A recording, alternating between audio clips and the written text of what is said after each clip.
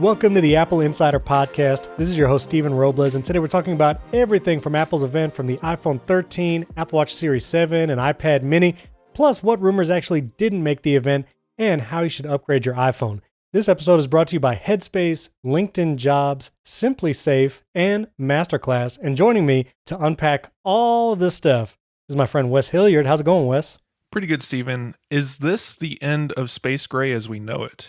It's the end of gray. I'm wondering because white and silver seems to be phasing out too. It's very strange. Yeah, there's only one product release yesterday that has a space gray color. Yes, and so we're going to get to that. We're going to get to all the colors of all the devices. There's just a ton to talk about, so we'll jam through it. I just want to touch on real quickly the few rumors that kind of were the biggest ones that totally did not make Apple's event, were not announced. Number one, John Prosser, who originally leaked this, and then several other people leaked it after him, like 91 Mobiles. But that flat-sided Apple Watch redesign was supposed to be a big physical redesign this year.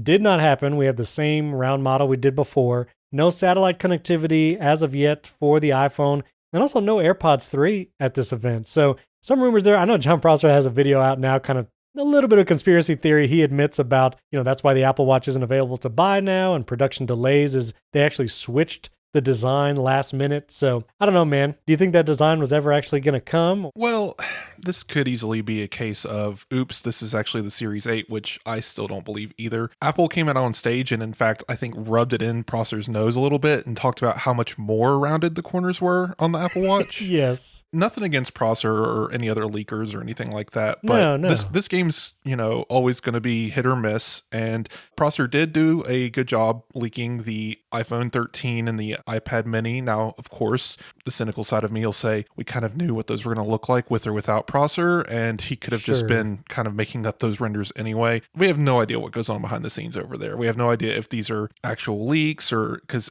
Prosser can claim whatever he wants. I'm not calling the man a liar, but again, like I said last time I was on the show, it's really easy to play the game and, ride along on the fame of the moment kind of thing. Because if you got a track record, and Prosser does, he has a decent enough one, you can pretty much say whatever you want and people may or may not forget it. Like the iPhone 14 leak we saw. Right. Nobody's going to remember that was John Prosser by the time it comes out. Yeah, we'll have to see. He did accurately leak the AirTag and AirPods Max. The iMac render he did was pretty accurate. Yeah, he has a good history. He has a good history, but curious if maybe the Series 8 next year have any design elements from that flat edge that he was saying. So we'll have to see. But it just brings up the question of how these leaks get out in the first place. I've seen a lot of people asking the question of, if you're an Apple employee inside of Apple and you want to leak this stuff out, why do it in the first place? What kind of employee is leaking this? How is the information reaching people like John Prosser, and where in the development line are we seeing this? It does remind me too that there are any number of Apple prototypes being made for devices that may or may not ever exist. This Apple Watch with flat sides could have existed months or even years ago, and it just so happens that someone managed to get a photo or a document to Prosser showing this, and he made a leak about it. Right. He even admits that the person said, here's an Apple Watch. They didn't say it was Series 7. They didn't say it was Series 8 or anything. Just here's a prototype that they're working on. That's it. That's all we got. And same thing could be said for the iPhone 14 or any other leaks from this stuff. So I wouldn't give up on the leaking game yet. Don't ignore things like Ming Chi Kuo and stuff. If you're into all of this, of course, there's still information out there to be heard for sure. Yeah, and MKBHD had an interesting video. It actually came out Monday, the day before the Apple event, specifically talking about leaks and how, it's really more entertainment than not. We won't get into it today, but it's an interesting video. I'll just leave it at that. Yeah. I do also want to mention that this Monday, September 20th, if you're listening to the show over the weekend, is actually the official launch of iOS 15, iPadOS 15, and HomeOS and tvOS 15 as well, and watchOS 8. We actually talked about the HomePod and tvOS in HomeKit Insider, and you can listen to that episode. It actually comes out Monday. But for iOS 15, remember, we're not getting two of the big features. One, SharePlay is not coming out right away. That's going to be coming later this fall. And Universal Control, that system where you could take a mouse or trackpad and move it from iPad to Mac across like 3 different devices. So that won't be coming at launch, but later this fall. One of our editors pointed out, though, that macOS is not releasing on Monday, which is kind of a crucial part of Universal Control. So to be clear, it's not delayed. It's just can't release yet. We haven't seen it in any betas yet, not officially. Someone figured out some weird code that you could put in to get it to come up through the terminal. Right. But it's never officially been in the beta, so sure, it could get delayed. But as far as we know, it'll release on time when macOS Monterey comes out in a few weeks. So some of the features that will be coming Monday is some of the messaging and notification updates for iOS 15, Safari extensions, live text, which I've been using on my iPad with the beta, which is a really cool feature. I think once that's in the hands of the public, you really see the power of that feature, and searching for text in photos that you'll be able to do in Spotlight. Some of those health feature updates, especially being able to share health data, and the weather app, at least on the iPhone, is getting updated with like radar maps and some new features there. Who knows if we will ever see a weather app on the iPad? No one knows. One last thing before we get to the devices. The Apple Store app, I was browsing it this morning, as you do. And if you've ever shopped for like a pre-release product or pre-ordered a product, you know that shipping dates can get delayed pretty quickly. And so I was looking at the iPad mini shipping dates, which I already pre-ordered mine and should be coming on the launch day. But I saw that if you choose a model that's delayed, there's some models that are shipping all the way in October now for the iPad mini, that the Apple Store app actually has a new option now that says explore similar options. And when you tap that in the app, it'll actually tell you what configurations, color, memory, cellular, what are still shipping to arrive on launch day, which would be Friday, September 24th, and which you can pick up in store on that day as well. You can actually pre-order it now and set up a reservation time to go to the store and pick it up. Before, like prior to right now, I assume, you could kind of go through and change the configurations manually and see if the shipping date changes.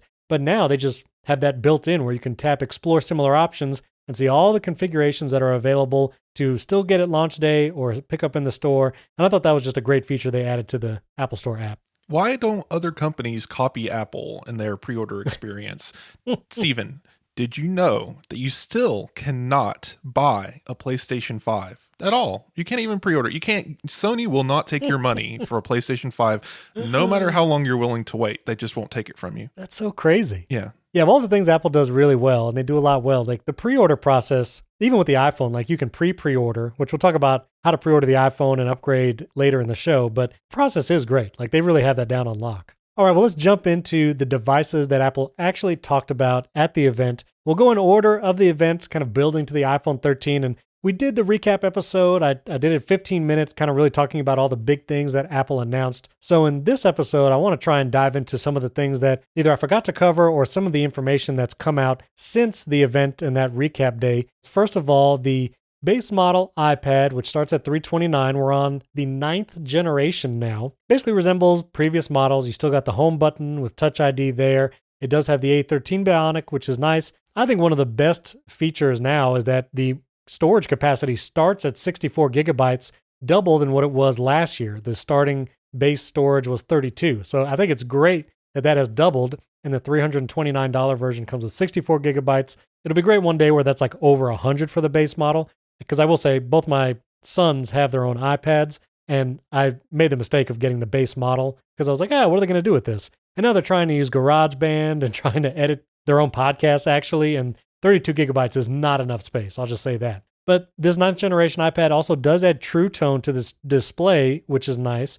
And you get Center Stage, which if you have kids using it, and again, schools and education, like this is the iPad that they buy in mass for students. And so that Center Stage with a front-facing camera for distance learning is going to be a great feature. So anything about this iPad that you had thoughts of? Well, 32 gigabytes is really a criminal amount of storage in anything. Is this the last device that had 32 base storage? Like the 8th generation anyway? Might be. Yeah, I think so. It's just a funny device because by the time you install the operating system and one game, you filled up 32 gigabytes. It's crazy. I was looking at my iPhone storage earlier to determine if I still wanted to get 512 gigabytes. Definitely not 1 terabyte. We'll talk about that. I have one game on there called Genshin Impact that somehow takes up 11 gigabytes. I think that's being misreported. There's something broken there, but yeah, things take up a lot of storage these days, and 32 gigabytes just sad. Just wanted to note that this is the last iPad with this design. It's the classic Touch ID button. It's the last iPad with a lightning port, which is also very interesting. Obviously, Apple wants to change as little as possible about this because backwards compatibility with accessories is very important for a budget device. Right. If you're saying, hey, come in and spend $300, you don't want to say, also, by the way, you have to literally buy everything else new. Yeah, no one wants to do that. So Apple's going to extend this guy as far as it can go before it finally gets that new flat-sided design. I just thought it was interesting that, this being an iPad is now weird guy out in the lineup. And you know what's interesting? Fernando Silva, a friend of the show, he said, how many devices still have Lightning? And obviously the entire iPhone lineup does. But when you actually start thinking about it, there's still a number of devices. Every AirPods model still has the Lightning connector, no USB-C. That's regular AirPods Pro and AirPods Max is Lightning. You have the MagSafe Duo charger from Apple. The new MagSafe battery pack also has a lightning cable. So even though it's nice that it seems to be less and less Apple devices, I feel like some of the most pervasive ones, namely the iPhone and AirPods, are still on that lightning connector. So I'm afraid it's still going to be with us. Yeah. When looking at the lineup of products from Macs to iPads to iPhones, whatever, yes, predominantly it is USB-C now. I get it. Like I see everyone screaming like, why not iPhone? Like let's go. But look at the numbers. iPhones alone outnumber every other Apple product sold on the planet. And those have lightning connectors, since the 30 pin went away, right? So that connector is pretty much the most popular connector, at least in the Apple ecosystem out there, by far. Right. And then you take into account, okay, the most popular headphone on the planet also uses the lightning connector, the AirPods, and so on and so forth. So it's just that while yes, there's very few products left, at least sold by Apple with lightning connector, but it still is out there. And there's still the third-party programs that put it in, third-party accessories like game controllers and stuff. So yeah, I don't think it's going anywhere, at least not for another 2 or 3 years. No. So you can get this base model iPad right now. You can order it. Again, shipping times vary depending on storage and all that kind of stuff, but that's cool. Then came the iPad mini, which we were both eagerly awaiting for. And we talked about it again on the recap episode, a couple pieces of information that I didn't mention. One, the 5G data, cellular data that you can get with the iPad mini does not include millimeter wave. So you're not going to get the super fast 5G speeds, although you might not be able to get that anyway, depending on where you are. Yeah, sorry, the 12 people that live in the areas are very sad about this, that can actually use wave 5G. Yeah. There is no promotion, which Apple didn't say that, and maybe it was assumed, but I do want to say this iPad mini does not have promotion as opposed to the iPad Pro, which does. It was recently discovered that the A15 Bionic processor that's in the iPad mini that's shared in the iPhone 13 lineup is slightly underclocked. It's 2.9 gigahertz in the iPad mini as opposed to 3.2 in the iPhone 13, which I really don't think is a big deal. Yeah, there's a reason for this. I'm sure there's a reason for it, but also the processing power that's used on iPhone, some of the most processing intense tasks an iPhone is going to do is with the camera and taking video and maybe also games, but I don't think the iPad mini is going to hurt for this lowered clock speed. It's just a guess, but apparently iPads have historically used the Apple chipset and almost always have been underclocked. And this is because iPhones are generally thicker. It's funny to think, but yes, the iPad mini is actually thinner than the iPhone, and by a very small amount, but every millimeter counts when it comes to getting rid of heat dissipation. But that's one theory. And then the other theory, of course, is just general energy consumption considerations or, what have you. But yeah, there's reasoning behind it. Apple isn't just saying, oh yes, let's make the iPad slower. But yeah, it translated to a 2% loss, maybe an 8% loss, depending on which Geekbench score you're looking at. It's such a negligible difference in single core and multi-core scores that you're not going to notice. And I mean, looking from if you have the iPad mini 5 and look at the iPad mini 6 and compare those scores, this thing is up to 70% faster. So yeah, I don't think we don't have to worry about the chip being too slow. No, not at all. I did notice that the volume buttons on the iPad mini are actually on the top of the device along with the Touch ID and power button, which makes sense because if you have a case that connects to the left side, you need the right side to charge the second generation Apple Pencil. So honestly, there's no room for volume buttons if you have that pencil attached to the side. Yeah, the Apple Pencil is almost as long as the iPad mini is tall. Yes. It's insane. It's pretty hilarious to see the pictures, but it's not like past the iPad edges because I feel like that would look truly ridiculous, but it's not. So it kind of just about the length, which again, I'm very excited to get this in hand and feel it and read books on it and stuff like that. So volume buttons are on the top with the sleep power button. There's no smart connector on this iPad. Again, Apple didn't say there was and no one assumed, but I was just curious for myself because smart connector is used for like the Magic Keyboard and other accessories. There's no smart connector. Presumably, you're not going to want a keyboard case with a mini. That would be a very, very cramped keyboard.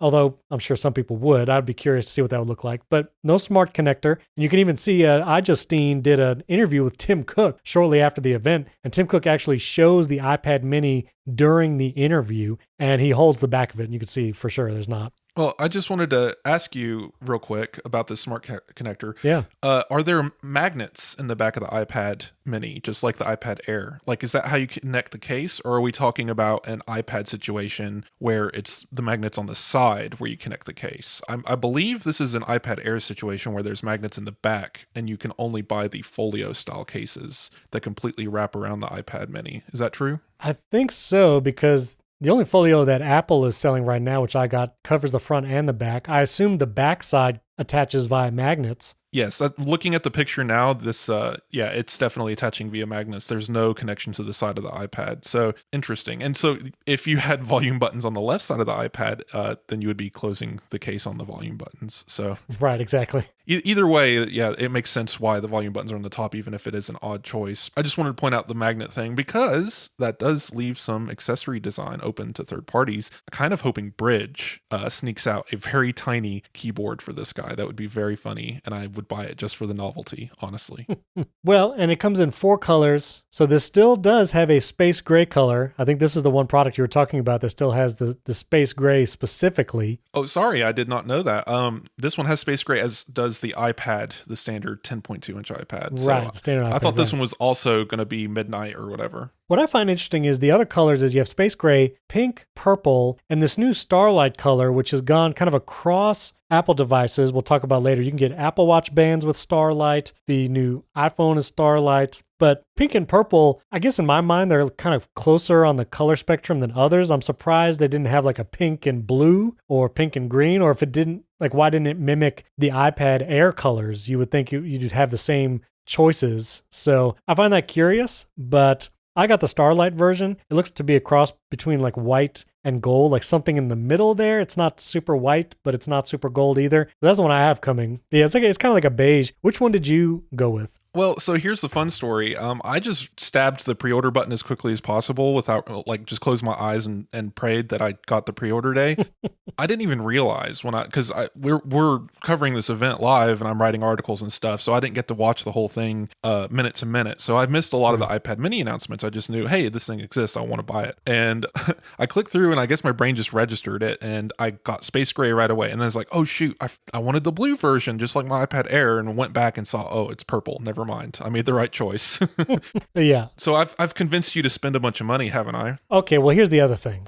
So it starts at $499. It's $100 more than the previous iPad mini model, but that base iPad is 64 gigabytes. Now, at first, I just naturally said, I'm just going to try the 64 gigabytes. I'm just going to do ebooks and maybe like reading, web browsing, stuff like that. So I won't need a lot of storage. But then you said, I can't imagine how you're going to live with that, or something to that effect, which immediately planted the seed of doubt. I basically said something along the lines of, if this is going to be a 5-year device before it gets refreshed, or even a 3-year device, 64 gigs is going to age very quickly. And that is accurate. And I've also never had an iPad mini. This is actually my very first iPad mini. And I was like, I don't want to regret maybe the only iPad mini I ever buy by getting the smaller option. So I went back into the Apple Store app and saw that I could get the Starlight color with the 256 gigs still on launch day. And so I did it. And also, when I went back into the Apple Store, even Apple has this little like notification banner right in the storage configuration area.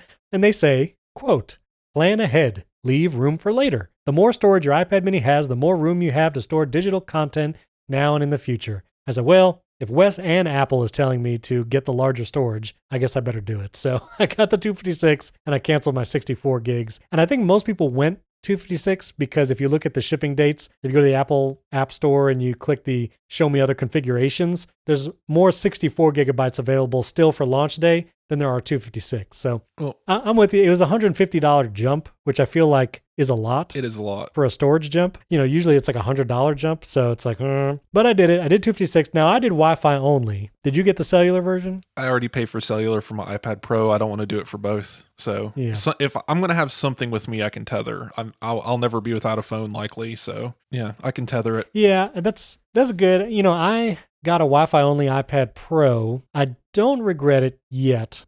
Still not traveling a bunch yet. So, maybe one day I will. But hotspot for the iPhone works really well. It automatically connects to the hotspot a lot of times. I don't even have to jump into the settings. So that's good. And I didn't want to pay for cellular on another device. Cellular is another $150. Back in the day, it used to just be a $130 upgrade, but now it's a whole $150. And to do cellular and the larger storage size, now you're looking at an $800 iPad mini, which is like really close to iPad Pro territory. And it's like, the way I think about it is when it comes to cellular, if I need it, it's probably for work. Right. Because when I am traveling, I'm working from my iPad anyway. And having that 5G capability in the newer iPad is nice. So I went for it and got the 5G cellular plan for it. But for an iPad mini, it's going to be more of a consumption device. The way I treat my secondary iPad is definitely as more of this is for books, this is for reading, this is for games, internet type stuff. So right. having that constant cellular connection isn't necessary. So yeah, that and having another bill would just kind of be silly.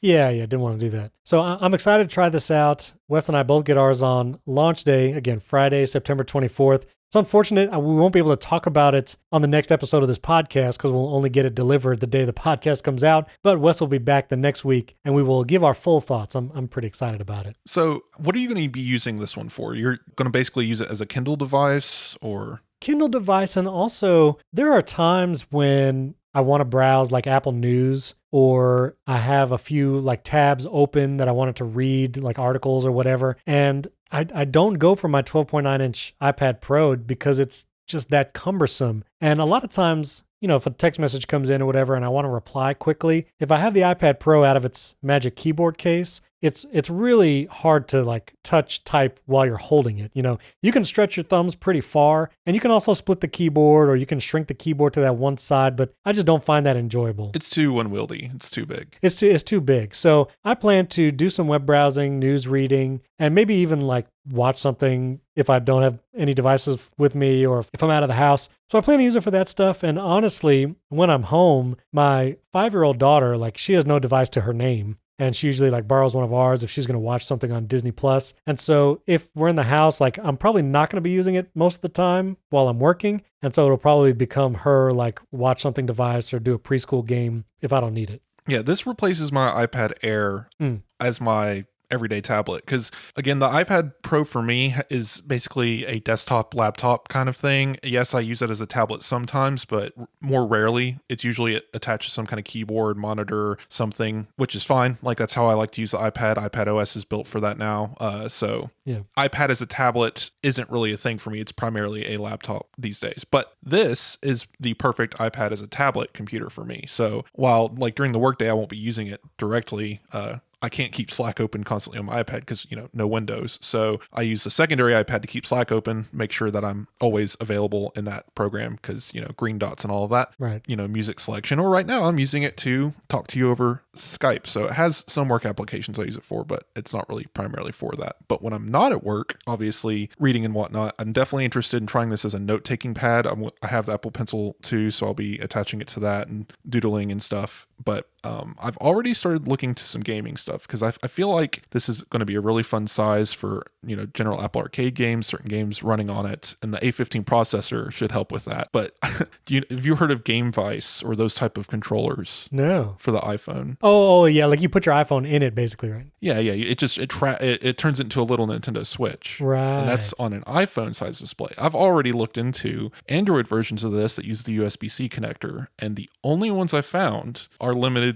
to about 171 millimeters long, which is sadly 20 millimeters too short for the iPad mini. So here's hoping that we see somebody make a very fancy iPad mini controller for this and turn it into a giant Nintendo Switch device. That could be really cool. Oh yeah, and I'm sure the accessory market will go wild shortly Sure. once this thing launches. So for sure, listeners, let us know if you picked up an iPad mini or pre-ordered one. I'm pretty excited for it. This episode is brought to you by Headspace.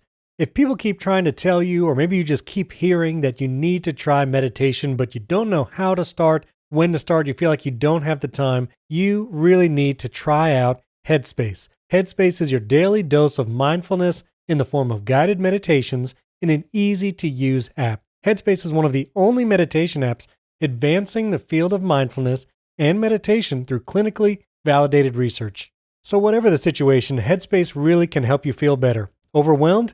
Headspace has a 3-minute SOS meditation just for you. If you need help falling asleep, Headspace has wind-down sessions their members swear by. Headspace's approach to mindfulness can reduce stress, improve sleep, boost focus, and increase your overall sense of well-being. I've actually been using Headspace for over a year now, and I love it. They have special sessions just for kids, and I actually do it with my kids on focus and attention. I love that. They have sessions on anxiety and stress that I've done that have really helped, especially when I'm just feeling like there's so much to be done. And some of my favorite new features is they actually have focus music. Hans Zimmer, he's a composer who's written music for tons of movies. You can actually go in and listen to 80 minutes of music that Hans Zimmer has chosen just specifically for focusing, which is so cool. And they have new soundscapes that's kind of like environmental sounds. One of my favorite is Lighthouse Bluff. You just get a nice like ocean sounds. And so if you like those kind of white noise machines or that atmospheric type soundscape, Headspace has that now too. It's so cool. Headspace is backed by 25 published studies on its benefits, 600,000 5-star reviews, and over 60 million downloads. Headspace makes it easy for you to build a life-changing meditation practice with mindfulness that works for you on your schedule. You deserve to feel happier, and Headspace is meditation made simple. Go to headspace.com/AppleInsider. That's headspace.com/AppleInsider for a free 1-month trial with access to Headspace's full library of meditations for every situation. This is the best deal offered right now, so go to headspace.com/AppleInsider today and try it for an entire month totally for free. You won't regret it. Our thanks to Headspace for sponsoring this episode. And our thanks to LinkedIn Jobs. Today, many small business owners are busier than ever. Time spent searching for and interviewing candidates can take time away from managing and growing a business. That's why LinkedIn Jobs has made it easier to get the candidates worth interviewing faster. And get this, it is free. I've done hiring in various jobs. I've had to hire creative people, graphic designers, videographers, and trying to find good candidates is really difficult unless you use LinkedIn Jobs. I've actually found the best candidates for positions that I've looked for, both in the creative fields and in other jobs. They are on LinkedIn Jobs. You can create a free job post in minutes on LinkedIn Jobs to reach your network and beyond to the world's largest professional network of over 770 million people. You can focus on candidates with the skills and experience you need, use screening questions to get your role in front of only the most qualified people, and then use simple tools on LinkedIn Jobs to quickly filter and prioritize who you'd like to interview and hire. LinkedIn Jobs helps you find the candidates worth interviewing faster. Did you know every week, nearly 40 million job seekers visit LinkedIn? Post your job for free at linkedin.com/AppleInsider. That's linkedin.com/AppleInsider to post your job for free. Terms and conditions apply. Our thanks to LinkedIn Jobs for sponsoring this episode. Now we have to get to a device I'm very torn on, Wes. We've talked about the Apple Watch before. You upgrade pretty regularly. The Apple Watch Series 7 does not have that flat edge design that was rumored, so the physical shape of the device is very similar to the Series 6. Apple also never mentioned the chip that was going to be inside the new Apple Watch. And after information has come out, it's basically the S6 chip that's in the Series 6, like rebranded Series 7 or S7 chip. Apple didn't talk about it in the event.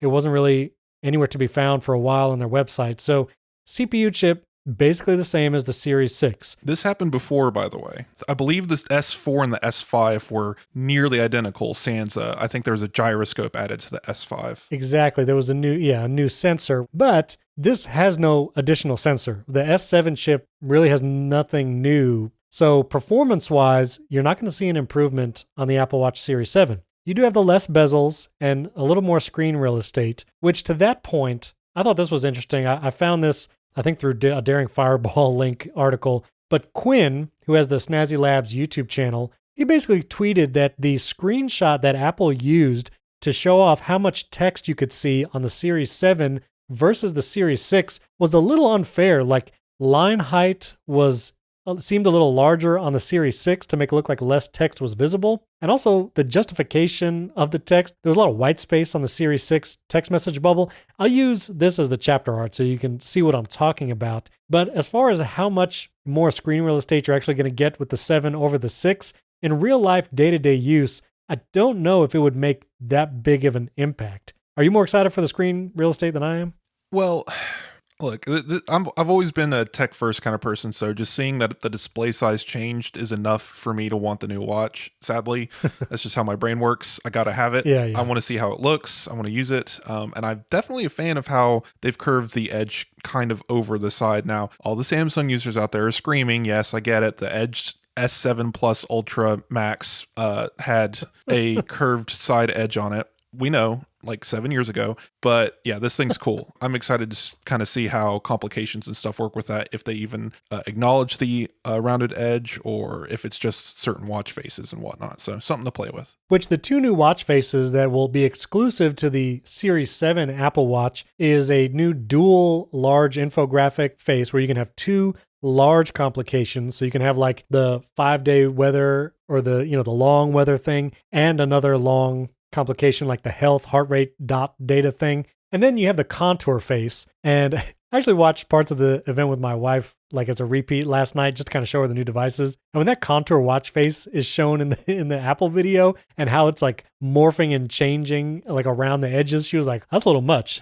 That's a lot of motion. I was like, yeah, I don't know if I would use the contour face on this new Apple Watch, but I don't know, man. I was all excited. I was like, all right, I'm going to get a new Apple Watch just because. And last year, I got the Series 6. I splurged and got the titanium because I was coming from a Series 3. Like, I had not updated for several years. But now that I'm looking at the Series 7, color-wise, you have some new aluminum colors, but I usually go with the steel or titanium, and those colors are basically the same. There was no ceramic this year. If they would have said ceramic Series 7, I might have jumped on it because I've never had a ceramic watch, but they didn't do that. And so I'm really struggling now. It's like, am I going to get the Series 7? And like the faces I use are not edge to edge. They're all black. So it's not like I'm going to notice a difference on the watch faces that I regularly use. And I never really have an issue with reading a text message. If it's a long one, I'm going to have to scroll anyway. And if it's short, I'm going to see it no matter, whether I have the 6 or the 7. I don't know, man. I don't know if I'm going to update to this. Yeah, I struggled for a moment to consider upgrading because this definitely feels like the first Apple Watch. I mean,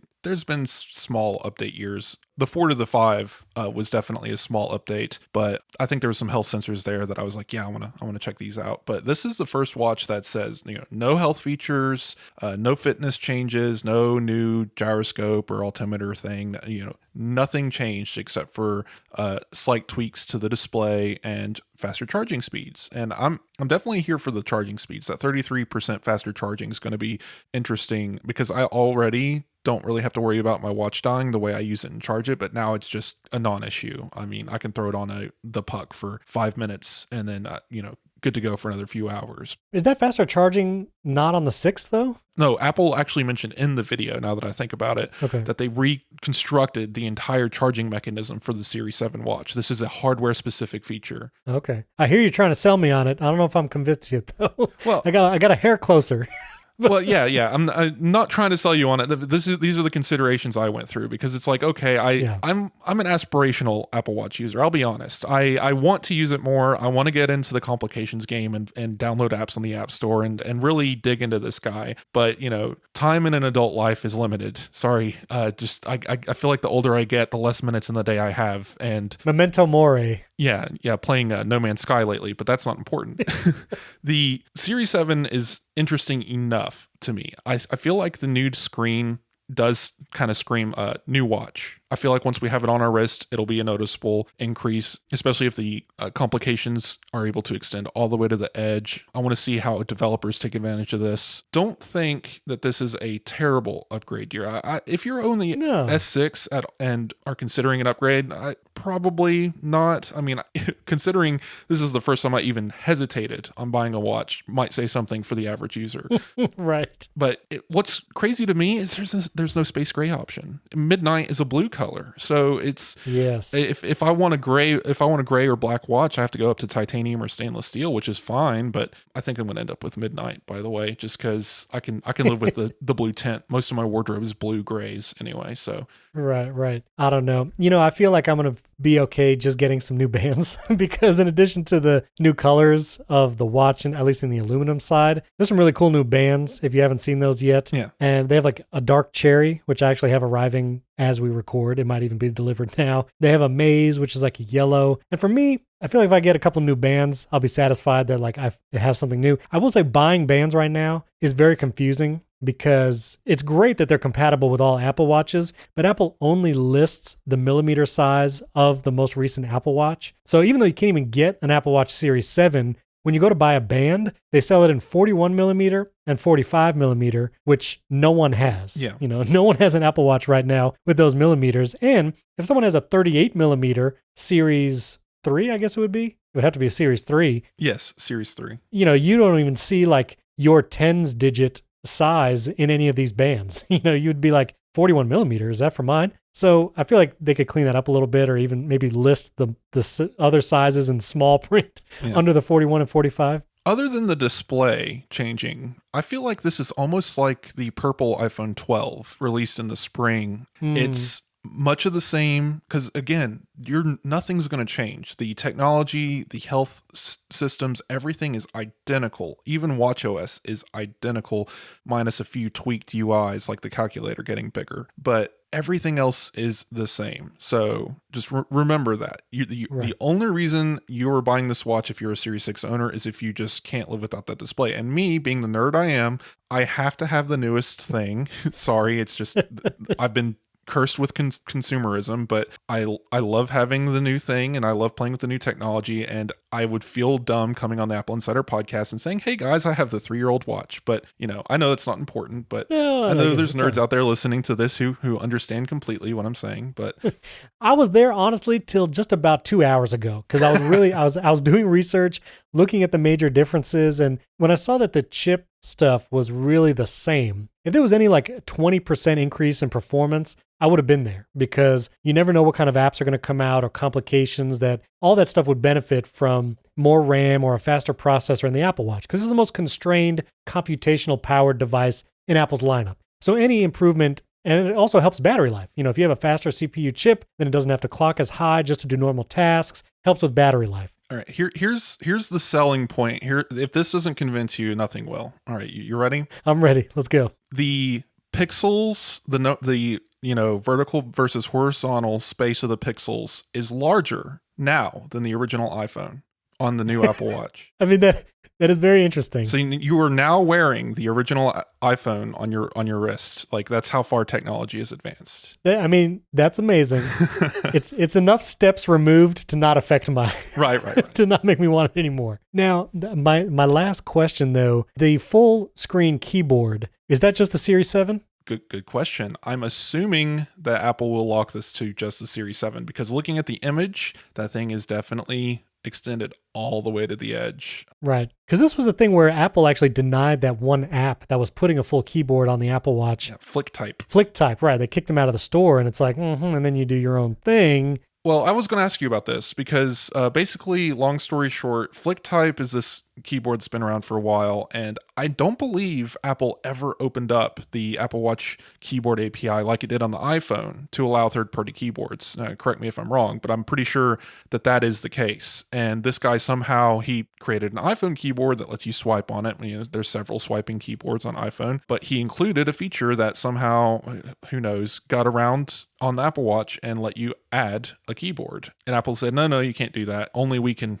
control the keyboard on this operating system. And he got booted from the App Store. Now he's suing them for a bunch of money. And, he's the guy who's also been posting a lot about scam apps in the App Store, clones and all of that stuff. He has a long history. I think he's also suing Apple on a different charge related to scam apps. How's he affording all these lawyers? I What don't in know. the world? It must be that App Store revenue. Oh, yes, that's right. That's right. So yes, of course, it is a little strange, and coming from a developer perspective, I understand seeing this might make you emotional, but from my point of view, that it's just another one of those situations where the rules exist, we know them. They may or may not be fair. I'm not here to debate that right now, but they are on paper, and this developer apparently violated them and was removed from the App Store. And now, yes, Apple did come out with a swiping keyboard on the Apple Watch, and that looks a little funny, but also you can't patent you can't patent a keyboard. You can patent the style of the keys. You can patent how it connects to the computer or the technology used to get that information. But I don't think there's a patent for the QWERTY style, QWERTY, right? Like it's him suing over this is a little odd. Yes, I think that there's a part of the story where Apple apparently approached him for acquisition and then disappeared in the talks and never came back. There's a whole history there that we're not going to get into, but just an interesting conversation surrounding it anyway. For sure. So I will say the Apple Watch Series 7 starts at $399 for the aluminum. No date yet when this will be available to order. I will say if you have a Series 5 or earlier, this might be a good upgrade. If you have a 4 or earlier, it's probably a great time to upgrade. Oh yeah, I would absolutely upgrade from a Series 4, especially for the battery life, because this is the 18-hour battery life that we got in the Series 6. Right. And you can hear the guys at the Accidental Tech podcast complain about the Series 3 still being for sale, but do not buy a Series 3, listener. I know it's the cheapest model. You'd be better off getting a secondhand Series 4, 5, or 6 than buying that Series 3 because it's just crazy that they're still selling it. So, well, the SE is a year old now. That thing should be on sale some places. I bet you could find one easily for under $250.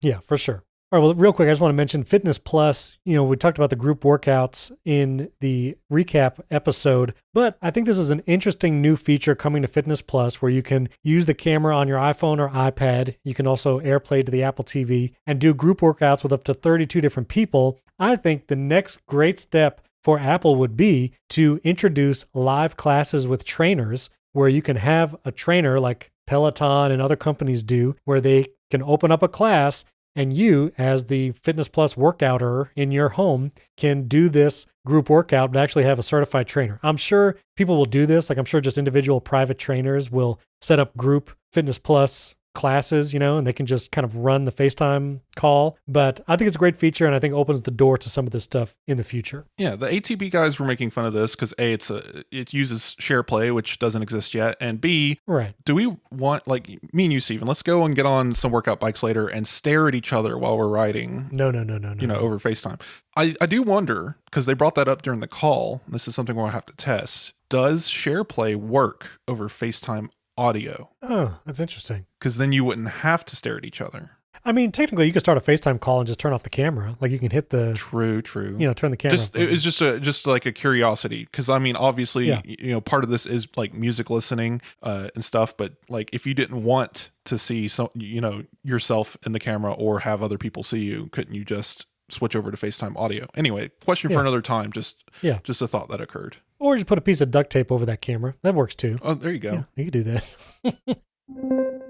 This episode is brought to you by Simply Safe. Listeners, I'm a huge smart home fan. We literally have a whole podcast about it on the AppleInsider network. I do security cameras, smart lights, door locks, all of that stuff. And one of the products that's hard to find can be good quality outdoor wireless security cameras. And Simply Safe has just launched a brand new one that ticks all the boxes. U.S. News and World Report called Simply Safe the best home security system of 2021, and it just got even better. This brand new outdoor security camera is engineered with all the advanced tech and security features you want and need to help keep you and your family safe. It has an ultra-wide 140-degree field of view so you can keep watch over your entire yard. It has 1080p HD resolution with an 8x zoom. That means you can zoom in and clearly see things like faces and license plates to capture the critical evidence. It has built-in spotlight with color night vision so you can keep an eye on what's going on day and night, and it's super simple to set up, just takes minutes. It has an easy-to-remove rechargeable battery so it doesn't need an outlet and can go anywhere on your property. This camera has it all, and it integrates with your Simply Safe home security system,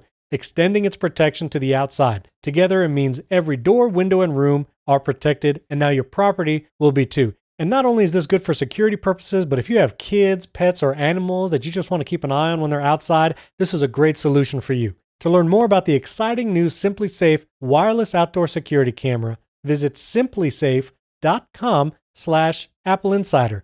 That's SIMPLISAFE.com/AppleInsider. And what's more, Simply Safe is celebrating this new camera by offering 20% off your entire new system and your first month of monitoring service free when you enroll in interactive monitoring. Again, that's simplysafe.com/AppleInsider.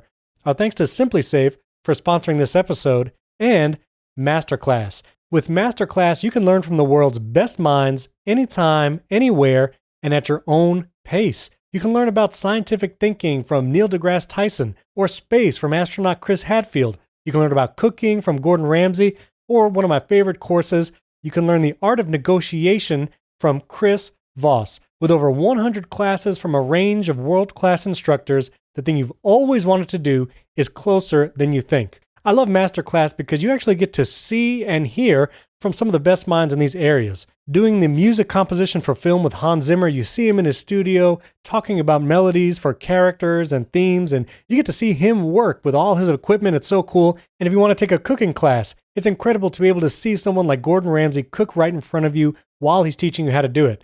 Masterclass is available everywhere. You can get it on your iPhone, your iPad, your Apple TV, or watch it in the web.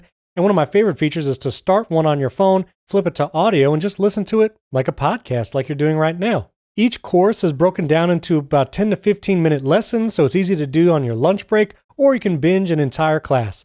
And if you do something like a cooking class, you get high quality downloads that basically rival a cookbook right from Masterclass. I highly recommend you check it out, get unlimited access to every Masterclass, and as an Apple Insider listener, you get 15% off an annual membership. Go to masterclass.com/AppleInsider.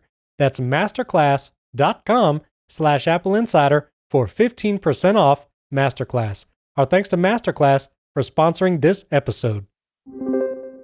The iPhone 13. Again, a lot of stuff we talked about in the recap, a couple points of information, and really want to talk about the differences between the 13 and 13 Pro, which I think are interesting. But it's great that there's no more 64 gigabyte option. The base model now for the iPhone 13 is 128 gigabytes. Great to see that floor being raised for people. The A15 processor, the A15 Bionic that they announced, turns out is going to be about 21% faster CPU performance. There were some benchmarks that came out late this week. So nice to see that speed improvement. Apple really didn't talk about the chip a lot during the event, which some events, especially when there's like a really big leap in performance, they'll spend a long time talking about the chip. And I think the A13 Bionic was like that. You know, they talked about it over and over. So there is an improvement though. The A15 is about 21% faster. Yeah, that's according to like early Geekbench scores, and Geekbench is an odd tool anyway. But I just wanted to talk about this real quick. I know we still have a whole iPhone event to get through, but there's been a lot of uproar around the internet about this, in the nerd spaces anyway. No one really cares. Reminder, again, the nerds are the small group and not the big one. Yeah, people are upset. Like, you know, is the A15 just the A14? It just kind of like how the Apple Watch, you know, Series 7 chip works, and then asking if this is actually a performance improvement and why is Apple covering it up. And there's this conspiracy theory. I believe there's a whole article written about how Apple has been losing employees in its chip fabrication plant, where they come up with these designs, and it's like has the brain share leaked out of Apple, and they no longer can make good processors or whatever. And it's just like, calm down. Like, can we all take a step back? Yeah, no, that's great. I mean, let us not forget that the M1 exists, and we're going to be seeing probably an M1X very soon. So, and let's not even consider the fact that the A14, last year's chip, is still 2 years ahead of Android's most powerful processor available today, let alone the A15. And so, like, I posed the question on Twitter earlier before we started the show, is just, what exactly is the expectation here? I'm not defending Apple. I don't want this to come across as, oh no, don't pick on poor Apple, leave Apple alone. But I just wanted to ask the question of the nerds saying this stuff, like, what's the expectation here? Do we expect 30-40% increases every year that's on crazy. A device that already has is your iPhone 12 slow? Like, are you seeing performance issues? Like, that's my question. Like, what No. While the argument should be, yes, we always want to see improvements, I'm not saying that. The pace is crazy, and Apple is already so far ahead in the industry, they're effectively competing with themselves. So, oh, absolutely. yeah, what's our expectation here? I think going forward, we might hear less and less about the actual like performance and percentages, and we'll really be able to tell when certain features arrive on the iPhone. For instance, the new feature for the 13, and it is an exclusive to the 13, it's not coming to the 12 and software updates, is that cinematic mode for video, where you can shift focus either automatically or manually, even after you film. Now, a couple things are interesting about this. You do get it on the 13 and the 13 Pro, but cinematic mode, you can only use cinematic mode in 1080p 30 frames per second. So you cannot do 4K video in cinematic mode. That's in all the footnotes on the 13 and 13 Pro. Even the 13 Pro Max, doesn't matter. Cinematic mode is only 1080p at 30 frames per second. And that's one of the things where it is doing a ton of processing as you film a video in cinematic mode. I mean, it is shifting focus. It's capturing focus in multiple places. That's what makes you able to adjust the focus even after you capture a video. And that's just a ton of data to gather as you're previewing it live on the screen of your iPhone, which makes sense. So you can only do 1080p at 30 frames per second. Right. But I'm sure as the chips advance in the next few years, you'll be able to tell when they've gotten faster, because this feature, cinematic mode, will probably be available in 4K 30 and maybe even 4K 60 in the future once the chip can handle it.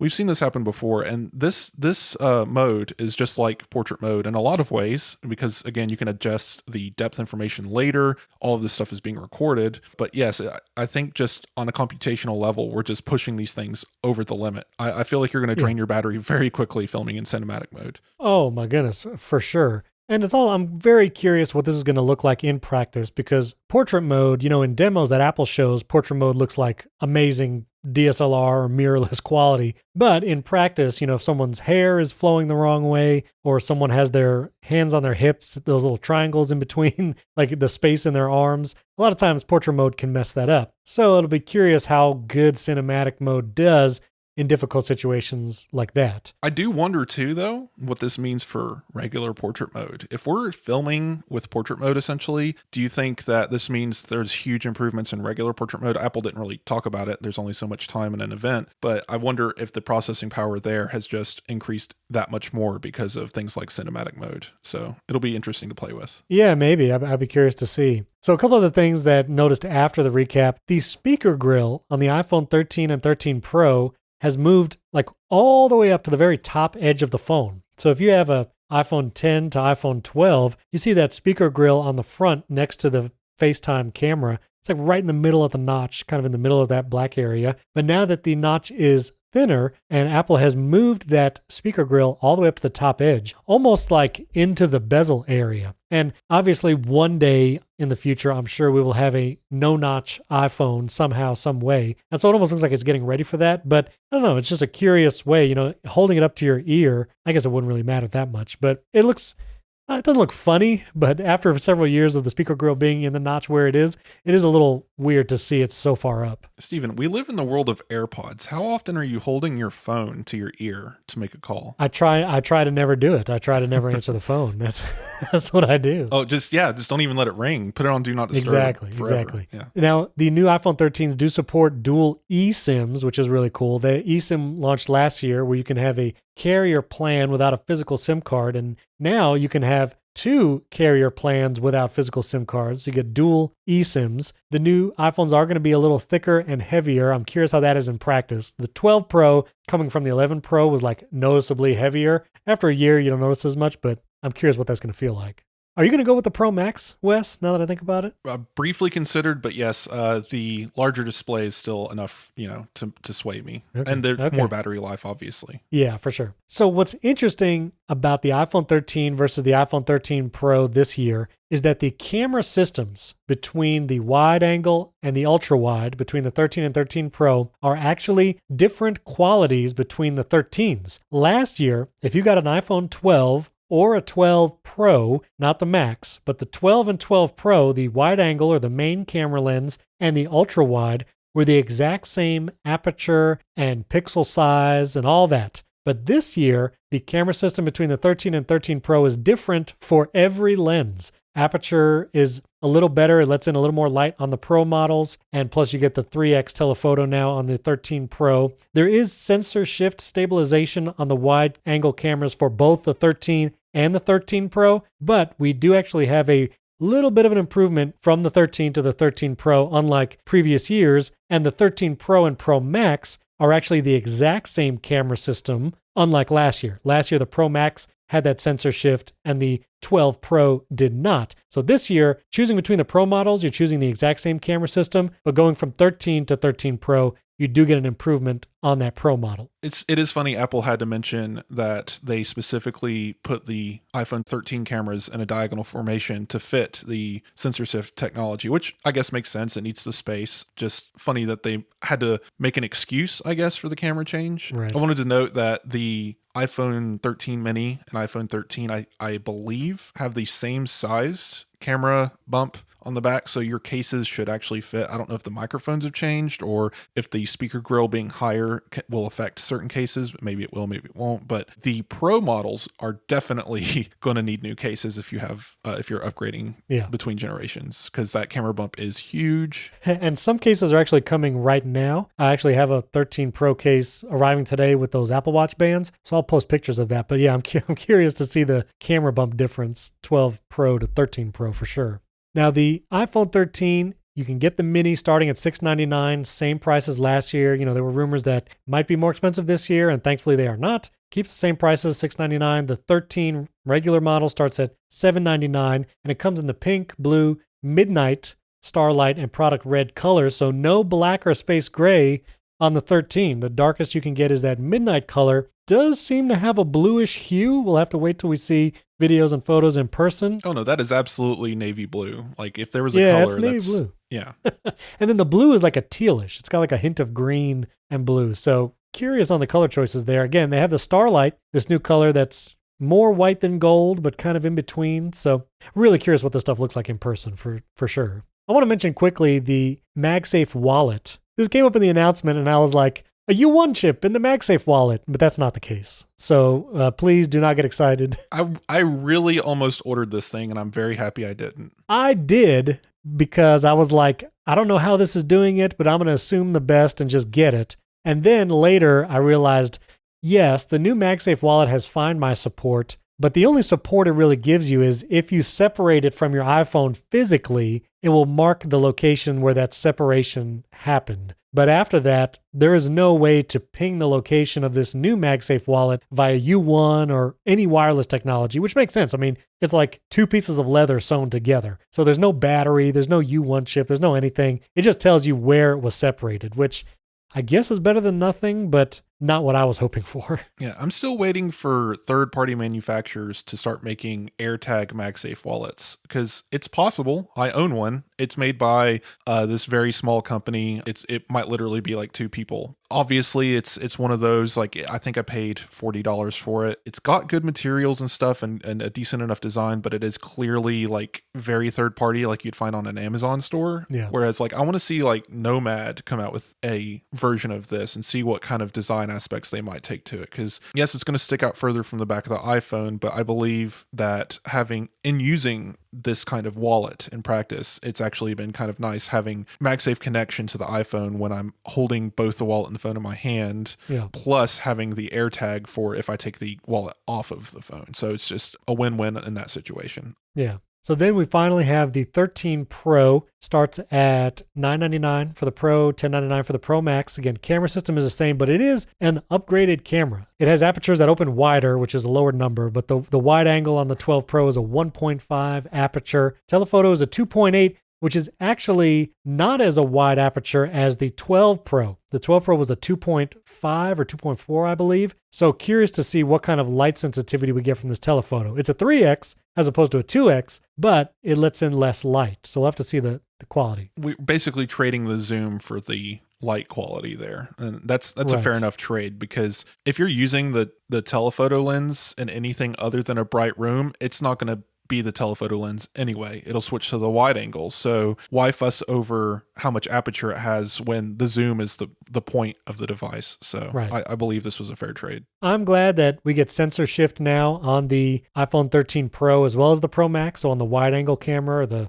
standard camera lens, the 1X, you'll get that sensor shift stabilization. And you can do ProRes video. This piece of information came out after the event. if you want to do ProRes video, that higher format, high quality, less compressed format on the 13 Pro, you can shoot 4K 30 in ProRes, but only if you get the 256 gigabyte model or higher. You can only do 1080p ProRes if you do the 128 gigabyte. I thought that was interesting. You have to get at least a 256 gigabyte phone, because that ProRes video, those files are going to be huge. Yeah, I think you can fill a 1 terabyte iPhone in less than 4 hours of recording, which, just think about that for a second, Yeah, exactly. Why this doesn't work at 4K on a 120 gigabyte iPhone, I believe the math works out to something like, less than half an hour of video, but right, yeah, exactly. It's not a good, you don't want to record 4K ProRes on a standard iPhone Pro. That would be insane. So you're going to get the 13 Pro Max, you said. What color are you going to get? Graphite this time, because the blue's nice, but I've already ordered the Nomad that does the leather skin thing. Right. Yeah, I ordered one of those because they already have one made for the 13. So I went ahead and ordered that black leather skin, and I'm going to get a graphite phone to go with it, see how that works out.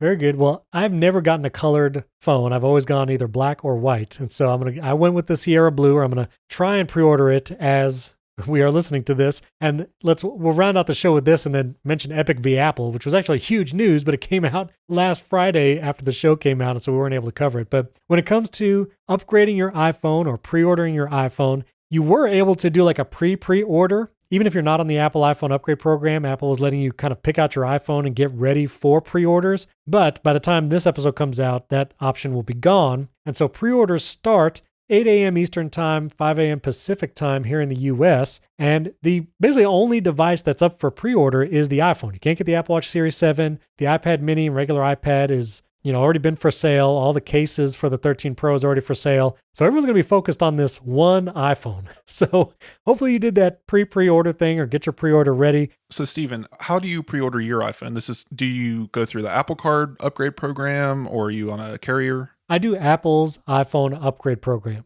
So I send my old phone back to Apple, I get the new one, and I keep paying monthly for that. See, I'm trapped. You're trapped. What do you do? I'm in Verizon, and I'm on the annual update plan for them, which is fine. It works. Like, I'm going to owe them $220 before I'm allowed to upgrade to the iPhone 13, Gotcha. Which makes sense. It's the month difference and whatnot. But yeah, the upgrade program kind of locks you in, because if I wanted to switch over to Apple's, I would have to pay them $900 for this phone in order to sell it back to Apple. So I just don't want to do that.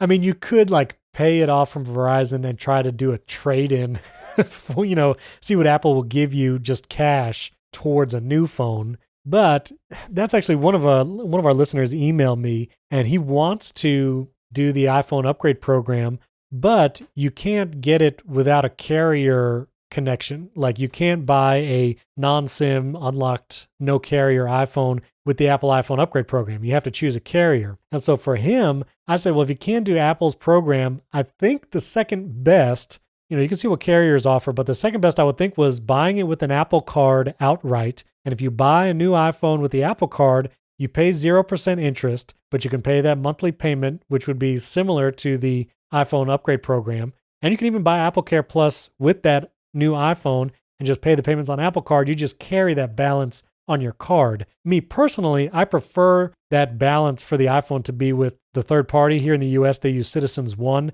as the loan holder. And so that's what I do. I got my pre-order ready, and hopefully I will get one on launch day. Again, I will report back to everyone.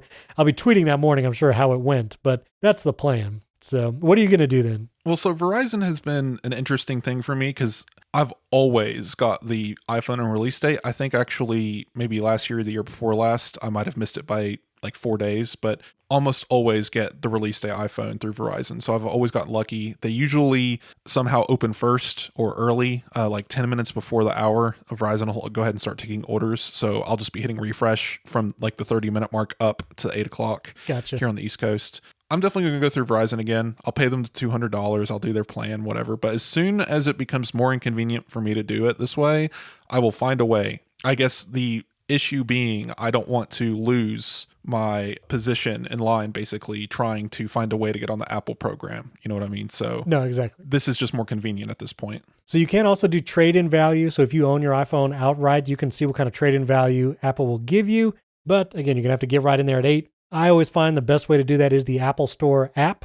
I just have it open on one device, usually my iPad, and I'll kind of keep quitting the app and reopening it on my iPhone to see when they finally open it up. For the last pre-orders, for I think it was the iPad Pro M1, you had to, they kept the store open the whole time and the device just kind of showed up randomly. I hope they don't do that. I hope they just take the store down like they normally do. And then when it comes back up, that's when you can order. But so anyway, let us know what you got for your pre-order if you were able to get it on launch day, and we'll let you know what delays and all that kind of stuff will be coming as well. Finally, I wish I had more time to hit on this, but Epic v. Apple, the judge made a ruling in the case. This was the Epic Games versus Apple. They were trying to, hammer Apple to maybe get even their own app store on the iPhone.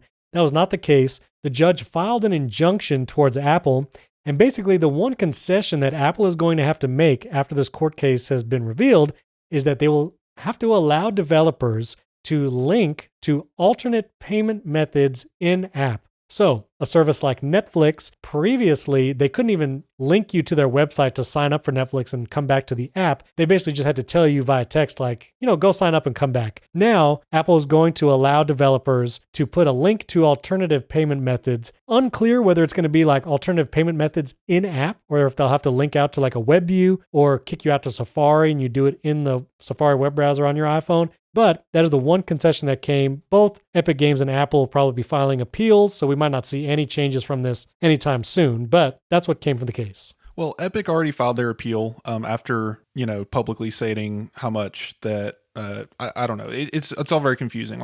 Tim Sweeney was on Twitter saying that they're still in this fight or whatever, and then immediately turned around and said that they were going to challenge this and bring it to the higher courts to evaluate the decision, even though Apple had to basically do what they wanted other than open an app store. Tim Sweeney and Epic have shown that this isn't really about smaller developers or their money. It's about Epic being able to sell apps on iOS through their own app store, and it's getting a little slimy. But outside of all of that and the discussions that are to follow, I have a lot of time to evaluate this and see what Apple does in response as far as allowing buttons and external payments and whatnot.